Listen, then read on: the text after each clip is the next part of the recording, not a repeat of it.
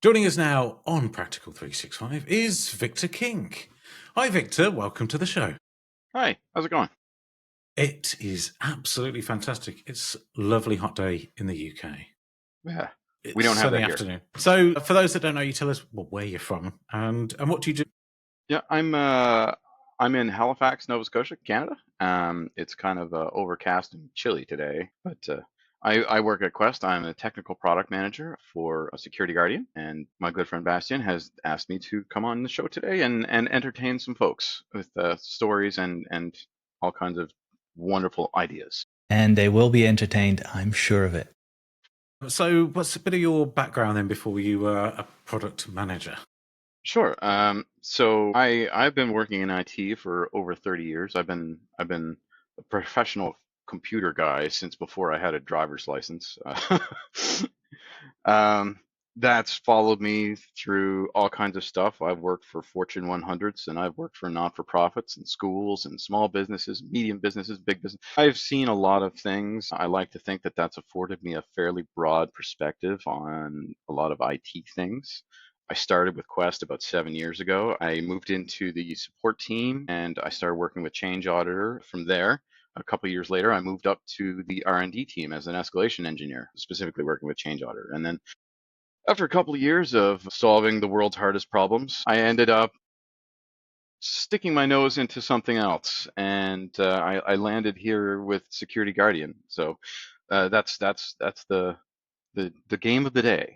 There's a common thread, I think, of people around our age who got into IT almost like out of school. Like, was it your hobby in a way, and then it just became your job? Yeah, absolutely. Computing, video gaming, like all of that was just a hobby. I love just breaking down machines, building them back up, and just toying with them. And from that came understanding, and then you got a reputation as being the guy who knew things, and then that led to jobs. So analytical mind, pulling things apart and putting them back together again. But then as in a professional career, then I suppose that helped a lot with troubleshooting and things like that. And that was it. Troubleshooting was always my sort of core competency. I seemed to be really good at that. I had read an article by a Microsoft fellow when I was younger about how to be effective at troubleshooting and where to put in your wedges, and that clicked with me. And Yeah. I have a little bit of a natural talent with it, but that doesn't get you everywhere in IT. So I had to pick up some other talents, and I aligned myself naturally with the identity system. So Active Directory was a natural move, and I've just always been sort of in very close proximity to that system, wherever it is that I was working. Yeah. And so just like Bastian then, started in identity and stuck with it, really. Yeah, exactly. Well, Novell wasn't too far away, and look where we are, 35 years later. So Yeah. no, I can identify with you very much, Victor. Yeah, well, I mean, those of us know what it was like to run a Windows shop when there was Trump Windsock and Pegasus Mail. Like it's, Oh my God. yeah, that takes you back, Pegasus right? Mail. Oh my God, that's going back. That is going back for me. Yeah, 20, 24, 25 years. Pegasus Mail, Eudora. Yeah, God, that yep, first Trump job. Windsock. The thing is, I remember it would be 24, 25 years ago doing IT support, and Eudora and Pegasus Mail were the clients that the place I had was using. And like one of my calls was someone had minimized Eudora, and they didn't. They said, "I've lost my email." Gone. Oh no. And my colleague had set up this person's PC, so it launched it automatically because she didn't work computers.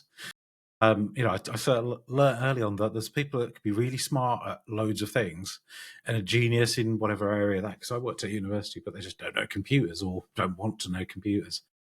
And I suppose that applies to us, isn't it? There's lots. We're not great at. My wife tells me I'm not good at a I'm lot of terrible things. at dancing and really bad at sewing, but some might say that I'm relatively talented with the computer. So I accept that I have limitations. Like I'm not good with cars either. It looks like you're driving a car in that seat. It's just the seat, really. It's meant to look cool. Anyway, I was going to ask you a few questions then, and I'm going to start with Active Directory because I know that there's obviously tools Quest have got, but they come from, I suppose, things that people have to do or struggle with. And when we were chatting before we began the podcast, one thing that occurred to me was, I've got customers who I might have worked with over several different employers, and they happen to come back around. And when we work together, sometimes that they have the same problems. And I was saying, I've got, there's one customer I work with, and in 2015, doing an initial Office 365 migration, and they said, we've just had consultants in, they've just completely remediated our AD, they've redesigned it from the ground up and fixed it. And then 2 or 3 years ago, came back with the same problem again. And I knew that in the intervening years, when we'd done work for them and assessed their AD they'd had, you could see that there were a lot of underlying unknown problems. With people who had privileged accounts and no longer had privileges on those accounts, but remnants of it obviously still remained, and all sorts of things like that, not just movers, joiners, leavers type problems. Yeah. How do you stop having to redo the AD every few years? So that's, really tricky thing. And I think what you're getting at is there's configuration drift issues, but there's also what skeletons in the closet have I inherited? When you look at people who work with AD now, most of them were not there when that domain was born. They didn't implement it. They haven't grown it and built it. So they don't know where the skeletons are buried. It's really difficult to dig your way through that problem, especially if you don't have experience with it. So one of the things I like to do is you start with taking an inventory of what you've got. I know this is right in line with NIST as well. Like, you've got to start with, what do I have and what do we need? Because you can't form an idea of what you need to get to until you know what you've got going on. So you have to take a really hard look at your privileged access. You've got to find some tools. I know that there's a lot of really good community tools out there that will help you to evaluate what accounts you've got hiding, what misconfigurations you've got going on, because AD drift happens over time. There's, and even under the strictest conditions, mistakes happen, and not everything gets fully flushed out when you make changes. So you have to constantly go through this exercise of identifying everything that you have and what you're doing with it. And then from there, you start picking out the outliers. Well, here's something that's got some privilege that we don't know what it does. What happens with that? So you got to start looking at those things. But like, within what you're just saying now, how does someone go about actually finding these misconfigurations? Going through logs, or what is it that someone can actually, where can they start? What can they do? Right. So you can take a behavioral approach and start, like, if you've got any auditing set up in your Active Directory, you can start looking at those activity logs, start identifying who your admins are, what they're doing, and run that through some behavioral analysis software. That will float to the surface anybody that might be doing things that are a little sketchy, or maybe some accounts that have privileges that are over privileged, that are just, this guy only does this, so why give him full DA rights if he's only just unlocking accounts? It's not a necessary thing. So again, that all starts with the inventory, finding out what you got. Then you need to look at how is it being used. So you need that behavioral analysis that goes. That's the step 2. Once you've identified your stuff, start look at how it's being used, if it's being used or if it's not. Is this just an artifact that's sitting around that's been here for 25 years? Somebody set this up in 2001. I don't know what it's for. Yeah. I'll give you an example then. Say you do that, you've got some analysis and you've got an account and it's got overprivileged rights, right? Or as you see it, from the analysis, it doesn't use any more than a particular set of rights. You've tracked out, there's probably a list of, I know, it could be in some companies, 100 or more application owners. Oh, yeah. And you speak to the application owner and they get the third-party software company on the phone. And the developers say, as if it's this quick, this is probably 3 weeks has transpired, right? It's not going to happen. 3 weeks. It'll be fine. It goes back and forth, escalates 3 times, and then you're on a call, and they've got somebody senior that's a developer or similar from the vendor, and they go, no, that it needs those privileges. How do you approach that conversation? I know how I have, but how do you be successful at it? So you have to have an opinion about where those privileges are. Do you think that they're overprivileged, or do you think that this is where it's supposed to be? If you think it's overprivileged, why do you think it's overprivileged? You have to look into it. You say, oh, well, this doesn't require domain admin because it's only touching this and this property. You can delegate that out, or just so you have to once you've identified that you think that something's overprivileged, you have to identify the privileges that it absolutely needs. So that takes an understanding of the workflow that it's being used in. So you can't just look at it and say, okay, I know that that's overprivileged. You have to understand what the account is being used for, what it's doing, and what the software, that third-party application, is doing with the account. Is it interacting with Active Directory? Is it just doing DNS updates or whatever? So you have to understand that, and understanding only comes after that identification phase. You have to then turn that critical eye towards those resources that you find suspect. If so, right now you're talking potentially about administrators or real people, but how do you deal with machine IDs, workload IDs? Well, that was exactly the scenario I was talking about, Yeah. where you've got an application that's got these rights. And I know that I've been on one side of it where you're asking for an account that needs a particular set of rights in AD or Entra. And you've got this problem where a lot of corporate enterprise information security teams want you to fit through a particular shaped hole. And they won't show you where the hole is or what shape it is. And that can be unhelpful, to say the least. Certainly when I've worked where you've ended up being the other side of this and you went back to the vendor, you're on a call, you went through what is a lot of hassle.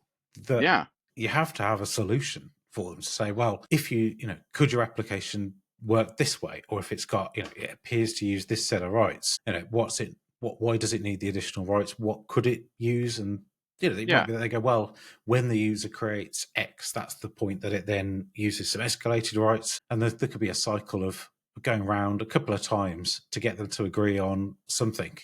And that circles back to what I was saying, that you have to understand the workflow and what it's going to touch. It might be true that an application or that workload identity requires that ultimate privilege eventually, but maybe not all the time. Maybe it's sometimes that it could be a just-in-time thing where it elevates for a couple of minutes, does the thing, and then that expires. Or it may come to pass that there's no way to separate out those things, and you just have a hard requirement. So at that point, the account looks overprivileged, but it isn't because it requires that. So there's other ways that you can isolate that application so that it's not touching other things. And that's the only thing you can do at that point, is if you have that hard requirement, you have to look into a more defense in depth scenario where you're isolating it, using more zero trusty stuff. Yeah. Get it away from something more sensitive so that if it does blow up, the collateral damage is contained. And how would you go about now preventing these IDs from actually being used in a lateral movement approach? How can anyone protect these really super high privileged identities, service accounts? How do you go about that? That's a really complicated answer. The answer is that it's a combination of things. If there's no jacket that fits all of those scenarios. You're going to have to look at things in terms of what you need to get out of it, what it needs for access, and what your legal requirements are and your protection requirements are. And I know this is kind of a non-answer to this, but somewhere in there has to be a balance, because if you can't sort of make that Venn diagram overlap, you can't proceed. You have to find a way where this is. Now, you've got tiering that you can consider. You've got your just-in-time access, your privileged access management. You've got your behavioral analysis. You can also do time of day locking. You can do origin site restrictions. There is a lot that you can stack in there.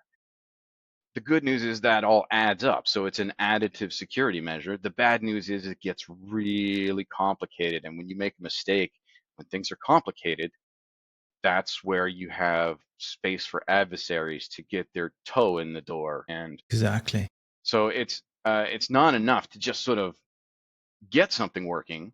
Sometimes you also have to put additional auditing in place and monitoring to make sure that, okay, this is as secure as we can make it, but it's not really that great. So maybe let's just put some extra eyes on something to make sure that this doesn't stray over here or over here. So you have to just keep adding on.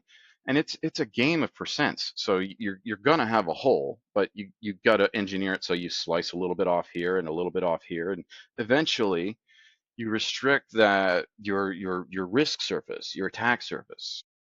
That's all you can do. So in a way, it's almost like protecting a non-privileged VIP user account. So the CEO or somebody like that, they have an account that doesn't have a lot of privileges, but if something unusual is happening with that account, it's really important to stop it, because the damage that somebody could do with the non-privileged account of a CEO of a corporation is potentially as bad as.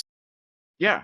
So I mean, we use like tiering as a very, very good way of dealing with that. So you've got your control plane stuff, but then you've got, like we talk about tier 0, that's the things that give you the keys to the castle. But often you're looking to protect your tier 1 assets, and the way that people go about getting to the tier 1 is to go through tier 0. So when you want to have something that you've got to limit the damage that it can do, you want to put those protective controls in place, something like a tiered structure in place to isolate that and to limit the amount of lateral collateral damage that happens whenever there is an event.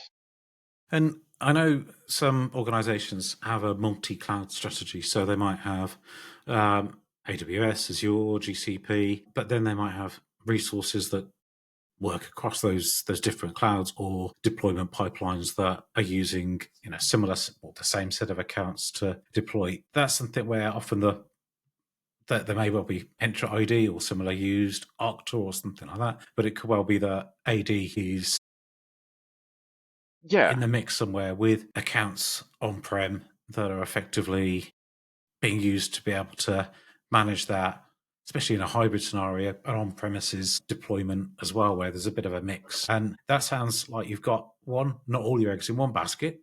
Technically a good idea from being able to move between vendors, make sure one outage doesn't affect everything else.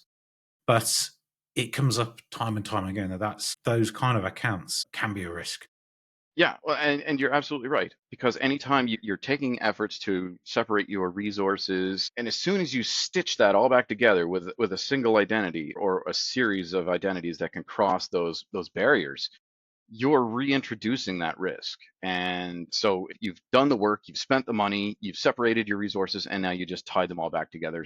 All you've done is you've created a new attack path for an adversary to use. And it becomes just a function of time for someone to recon your environment enough to figure out, hey, this AD account also has privileges in that cloud, which I can use to do, just map out their attack, and away they go.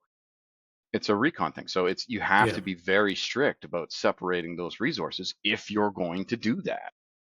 And I know there's other solutions where effectively, Azure Key Vault or similar are used, and there's an application maybe from a vendor that's effectively pulling in the correct secrets for application accounts to use different ones in different clouds. But in those kind of scenarios, there's still going to be a situation where you're trusting something or some vendor to be able to access all three at once.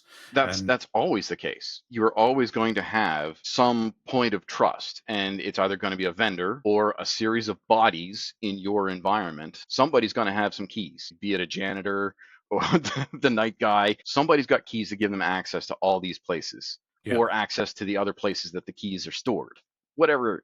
And as soon as you can string all that together, you might as well have no locks in front of you.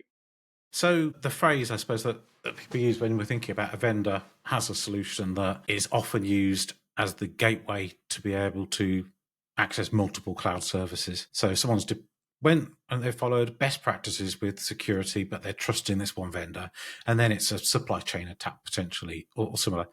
And they're thinking, right, well, this to me sounds like auditing or monitoring for when the bad thing happens, assuming that there will be, or has, obviously the people say assume breach, but when you're starting off, you're assuming that there will be a breach at Yeah. some point as well. You have to. That's a reality of computing today. If you're plugged into the network, somebody will eventually get in. It might just be a drive-by, or it might be something more targeted. It's a function of time. It's an if, not a when. Or sorry, it's a when, not an if. But now, if you notice, or if you suspect the breach, what can we do? Well, I mean, your defense in depth, that's, you've got to have that set up in advance. Somebody said that when your house is not on fire, that's not a good time to try and figure out what you've got to run around and try and save, right? So that goes straight back to where we started today, is you have to identify the stuff in your environment. You have to figure out what's important and then come up with a plan on how you're going to protect that, how you're going to restore it if somebody decides to nuke it. We used to call that business continuity planning, but I think there's a new term for it. But disaster recovery. The scenario then often was that there would be, your core set of assets that you could replicate somewhere else and bring up or have ready running at a certain point in time. And I used to work for a DR provider, and that would be, basically exactly it. Financial services institutions where every 6 or 12 months, then there'd be a day, but they also people had a secondary place to work as well, and the core staff would come in and then would imitate the going through the motions like a office fire test, a fire alarm test, and that would be near impossible to try and do, even with customers who have tried to do infrastructure as code, both in Azure and with Microsoft 365 desired state configuration, and maintaining test and dev environments and so on. There's still not a DR scenario that they can easily work through that fits those traditional ways of working, at least. And the amount of data is, can be mind-boggling in some cases these days. Well, one of the things we used to do that was fun, and I say fun with massive air quote quotes, was fun when you're testing it. Yeah. Well, we had the place I used to work, we had like 13 or 14 data centers, and they were always in pairs. So you'd have like a left and right data center, and we would plan disaster recovery weekends where you would just shut one of them off. And while it was off, we would usually fire in a whole bunch of people to go in and do some maintenance. And then you'd see, okay, did the B rail pick everything up? Were we good? And for compliance reasons, a lot of firms will have to do that. Just a test to make sure that you've got a plan and that it does work. And then if you learn any new lessons, you incorporate that into next year's plan. Taking an approach like that, just occasionally breaking something, it's a very good exercise, and it teaches you what you don't know. Yeah. Especially when you hire someone to break something for you and they don't tell you what they're breaking. Well, is it Netflix with that pioneered, isn't there? Where there's like chaos monkeys or like chaos engineering, where you effectively you could use an AI probably to do a more interesting job with it these days, but a bot that or service that's going around pulling the plug. Yeah, technically speaking, breaking things. And that's a great troubleshooting exercise. I've seen so many certification exams where it's just like, okay, here's a system, it's broken, we're not going to tell you how, make it go. You've got 2 hours. It's a similar thing. Like you do that with your entire business. It's the same test, it's just bigger in scale. So learn those lessons and learn them while it's convenient, not when the house is on fire. So would you recommend this to be done only once a year? No. It depends on how much you have in terms of resources and how sure you want to be that your recovery is going to work. But I would recommend at least every 6 months. Theoretically, in on-premises days, that would be every time you've introduced a big change to the system as well, that you go through this process. It's just with SaaS, so many different services out there that hook in and things depend on for transactions and workflow. I would argue that's actually made it easier, though, because it's more abstracted. So you're really just sort of shifting pointers at some time. You're not moving entire physical things. You're just redirecting traffic. I suppose it depends on the system as well, doesn't it? But I'm thinking a scenario where you've got, let's say, a simple workflow.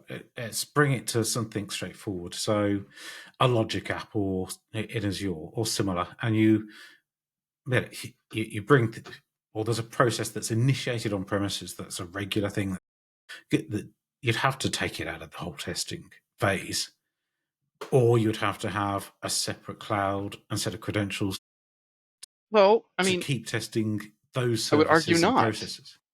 Like, you want to know how your entire disaster recovery plan works. You want to know what happens when your identity system goes sideways. You don't just want to know, hey, it's just my production web farm that went down. You want to know when the really big problems happen, because I mean, that's when you're pasted up against the wall. That's when you want to have answers. You don't want to be running around thinking, who do I call about this? Do we have good backups? You want to know that your disaster plan is in place. You can start that. It might not be the right full measure, but it gets you going in the right direction early when those minutes matter.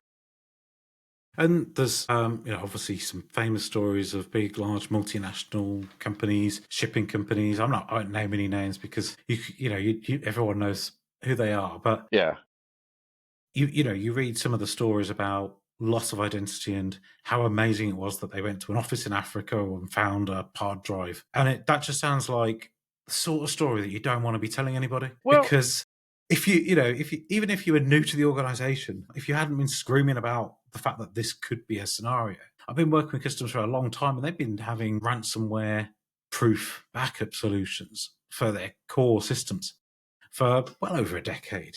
Before this was a problem. We can go back, God, at least back when I was on the system admin side as well. That's the biggest worry, that somebody would compromise your backups as well as whether that's your Veeam replicas or whether that's your physical tapes. Well, that's absolutely true. Backups are often a primary target of adversaries these days, because your Active Directory, all your passwords, all that's rolled into those backups. They can take that, exfiltrate it offline. They can take their 4090s and 50s, just run over the encryption in their own due time, and then come back in a couple of weeks and say, I now have passwords to log in wherever I want. But I would also say here, Steve, those backup systems in the past usually depended on immutability, not being able to delete or change. Well, they didn't, because it was really simple. Every day, and this is one of those things. It's not me that's being clever. It's like I learned off Unix admins who were retiring when I started. Every single morning, without fail, the core set of systems that we needed to be able to bring everything back online. You took the tapes, walked over to the other side to the data center, and one of the tapes would always have the key stuff that the whole organization needed to kick us off. Honestly, take the tape out, and then we put it in a safe. No, simple. And that it's had not to be done. and it's not going to solve your problems. What about payloads being backed as well? I mean, look at how we are compromised on day-to-day business right now. The adversary. There's a massive safe. Well, but that doesn't matter. So, but on your backup is the payload. It is the backdoor. So what I'm trying to say here is, nowadays, the compromise happens way before you find out. You've been compromised usually days, weeks, and usually months before you even notice it. There you go. And so in that time, our adversaries have gotten very smart, and they won't explicitly go out to destroy the backups. They will actually inject and integrate backdoors, payloads, so that if you stick your tape out of your very big safe back in, within 3 days, they're in it again. Yeah. But that's restoring the beacon. But that's at that point, it's obvious.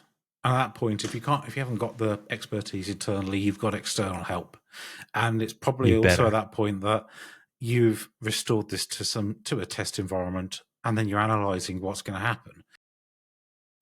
There's a difference there, but you can't go back to before it happened and then roll forward 4 months or 5 months. You've got to go to, if the entire infrastructure has been blown away somehow, then you might well be starting with a set of backups that are going to include their backdoor, but you've got to be able to then work out what did they do, and that's probably not a job that you can do.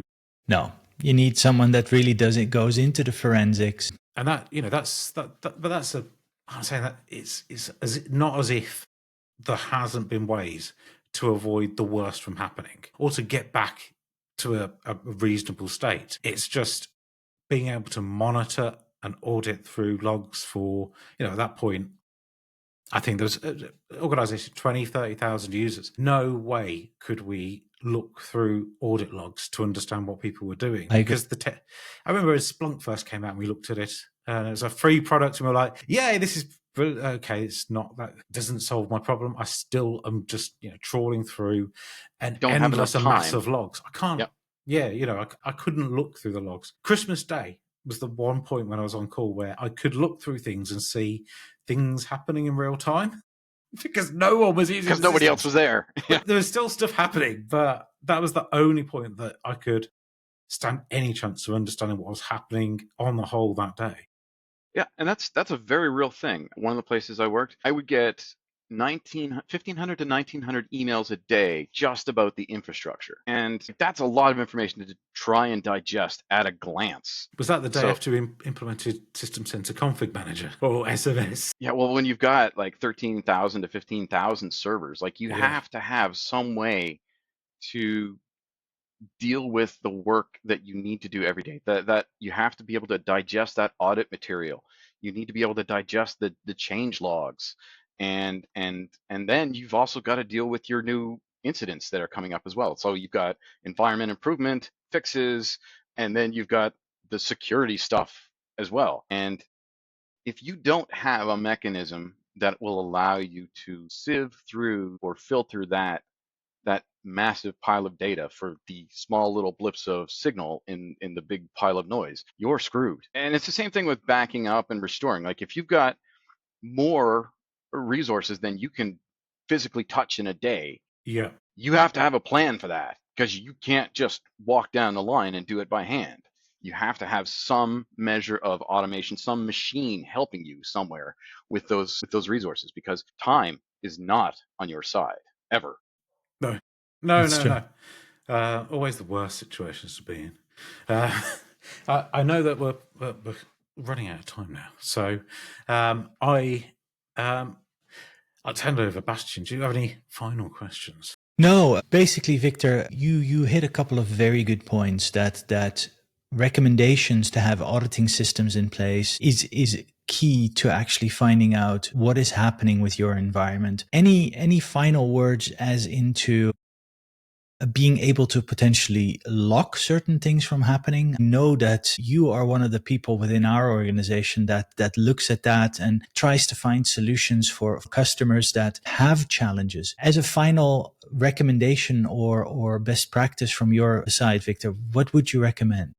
Well, so I mean, a lot of folks are getting into tiering their Active Directory. You've got to secure and lock down that control plane. If you don't do that, I mean, when an adversary gets a hold of your environment, it's over instantly, like instantly over, 6 seconds or less. It's you need to have some mechanism for locking down and protecting those identified mission critical tier 0 objects, be it your admins group, your workload accounts, your SQL accounts, whatever it is that makes your business have the open sign.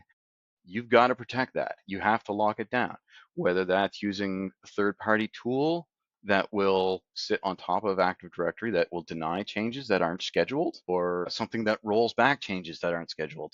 Whatever it is, you need to both identify and absolutely protect that. That is your business. If you're not protecting those, put out the close sign and shut off the lights.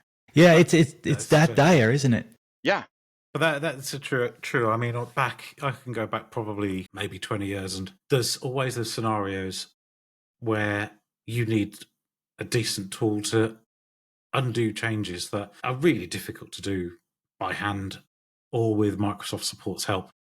I'm a bigger fan of stopping the change before it happens. I like that too. Because then it's less work. You still have to audit and make sure that there was no downstream damage, but you don't have to walk back whatever didn't happen kind of thing. Yes. Yeah. Well, they always say prevention is better than cure. But so having tools that can do what was difficult a few years ago in terms of accurately identifying behaviors with fewer false positives. So you're not wading through 19,000 notifications to find the one, is a way of getting ahead of this. Yeah. And it might be that actions have happened that have So stopped the bad thing from happening, and the notification you're getting via whatever system is to tell you, right, well, I've got to get on the phone to the application owner because it's done this strange thing. We need to find out whether it was supposed to have or not. Absolutely. And like we mentioned, the auditing, you have to have somebody going through those logs, checking the behaviors, checking the outcomes, making sure that what did happen was supposed to, and it was good, and it was done by the right people. So I think that there's a lot of opportunity on our plates right now with AI to push out something that can help us just drill through this Herculean amount of data and change logs and like there's too much. We have to be able to sieve through it faster. We have to be able to react faster. We don't have a choice because pretty soon it's the machines that are going to be doing the adversarial things, and we're going to have to respond at machine speed. Yeah. So there's got to be a plan. And where do you start? Because I imagine some people listen to this and go, "Well, I'm managing the environment. Team are doing pretty well. Most of us came in 5 years ago, but there's still applications we don't really know about. We haven't got a proper service catalog and inventory. Application owners, it's on our to-do list. It sounds like I need to know all those things to be able to do any of this. What's you got one tip for something that where do you start? Continuous environmental monitoring. You have to look at the hygiene in your environment constantly, because even though it's good today, it might not be tomorrow because of some change that got pulled off at 9 p.m. last night. And the change might have been executed properly, but that doesn't mean it was written up properly, right? There might have been an oversight. So mistakes happen and drift happens. So get the baseline so that even if you don't know all of your assets in the environment today, then at least you'll have a baseline of what you got to start building from something. Looks like. And until you know everything that you have and what it's supposed to be doing, you've got no plan. So those are the only two priorities you have until you understand those things. Yeah. Now that's a doable task, though, isn't it? I know obviously Quest do software that actually helps with this. There's other vendors are probably available as well. I think there's lots of vendors that will do it. I mean, I know we have products for it. We have good products for it. Yeah. However, it's I want to just say to people, this is a behavior problem. It's not necessarily buying the latest greatest software will make this go away, because it is an approach problem. Well, that's refreshing to hear for a cybersecurity product, because people do buy advanced products and they haven't sorted the basics out, and or they're smart and they know that there's quite a lot of steps to do. It's almost like they've got too many tasks in front of them. But as you say, monitoring the environment, it's a bit like when you're doing system upgrades and similar, putting in virtualization projects, all these things over the years, cloud migrations, monitor a baseline. And then if you've got software that can then do smart things on top of it, then you can see, if anything future bad happens, and then begin to work on some of the backlog of tasks, essentially using some of the data that the monitoring gives you. Yeah. Got to start somewhere. Yeah. You've got to start today. Well, yeah. Yesterday was the right time to do it, but today's the next best time to do it. Well, we've got a call to action. Do something. I'm sure there's a trial or something like that. I don't know about your Quest software, but there's demos available. If I'm advising customers who are listening, or businesses that are listening, then obviously, try a few products on the market and see which one works. But it's something that you need to get on and do, and it's probably the low hanging fruit then to monitor what's going on. Begin auditing. Every little bit. Like, you have to solve every problem. It doesn't matter if you start with the small ones or the big ones. They all have to go. Yeah. So pick one that you think you can do, start with that. And start planning for a fire drill to actually test your recovery. Yeah. Until it's tested and working, it's not working. I'm just going with the one task. What's the thing you can do? Monitor stuff, get a baseline in, and then go from there, because you need to do something, and it can be overwhelming. I don't know why people like eating elephants, but people say, how do you eat an elephant? One bite at a time. One bite at a time. And that's the common success route to a lot of these things, building that baseline, starting from somewhere. Nothing's ever going to get better until you make a change. And like, that's just life advice, Victor. No, but I mean, no, That's but deep. it's true. It's It true. is true. Until you start improving your environment, it's not going to get better. Mm. How do you improve it? You got to start looking at it first. Yeah. How do you prove the value of getting a product like that? Start monitoring to show that there's a problem. That's it. Thank you so much for joining us on the show. It's been an Thank you for having absolute me. pleasure. Thank you very much. Thanks. Cheers.